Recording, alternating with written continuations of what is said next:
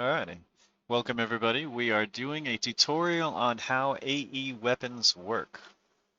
I have on this side 4 Jaegers set up, and then over here I've got 1 Hunter. Now, let's say the Hunter wanted to plant a rocket strike right here.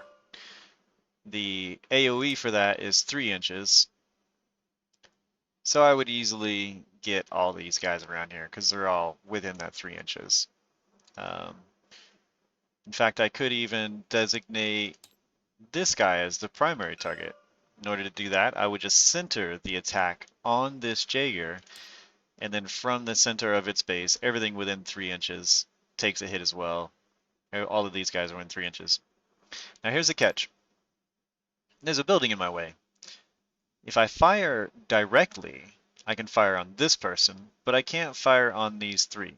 By the way, we've decided that this building is medium cover. And it is up to you as a player or as the group at the table. You can decide other things. Like some people might look at this building and say, no, it's only light cover. And of course, light cover, you can shoot through it. As long as you got these guys on the sensor, you can make a direct attack. But for today's experiment, we are calling this building medium cover. And the hunter cannot shoot through it in this situation. He has to shoot over it in order to hit them all. Now, if he shoots over, he has to turn the whole attack into an indirect attack, even if he designates that guy as the primary target.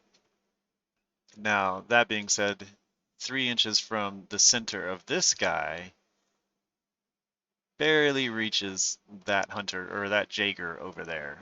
So give or take, we could probably get closer and check it out. But point is if I strike this guy as a primary target, if it's a direct attack, it's going straight, and if it can't go through the building, then the only thing you can target is something that you can see, either partially see or fully see.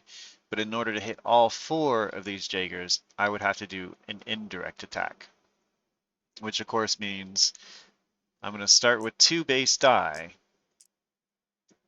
If we're at combat speed and everything and there's no orders, I would normally have on a direct attack, I would have 2 die to use against like this striking Jaeger, for example.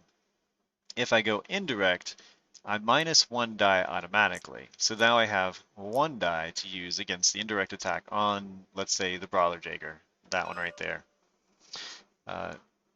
These other 3 would also have to roll against the attack. And the way that would work is each one of these guys will get 2 die. I'll start with the Brawler Jaeger. The Hunter fires. Let's see. And it rolls a 1. The Jaeger rolls a 4. So that Jaeger beats it.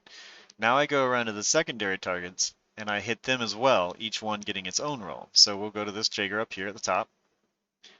And we roll everything together. Rolls a 6, and that Jaeger only rolls a 5 because their piloting skill is a 4 up, so the 4 adds the other 4, which makes it a 5. So I beat MOS 1, 7 damage weapon, 6 armor. You add the MOS to the damage of the weapon, which is 7, so it goes to 8, 6 armor. So basically, this Jaeger takes 2 damage.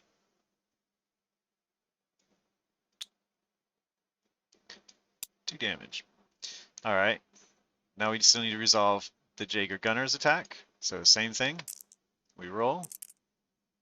Got a 4 and a 3. It's actually the same result. The MOS adds 1 to the damage.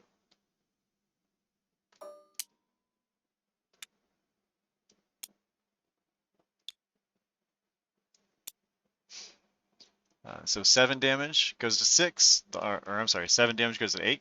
The armor is 6, so 2 damage. And then lastly, we have this 4th Jaeger there. And this one beats it by 2. 7 damage plus 2 is 9, armor 3. So now we're going to do 3 damage to this guy.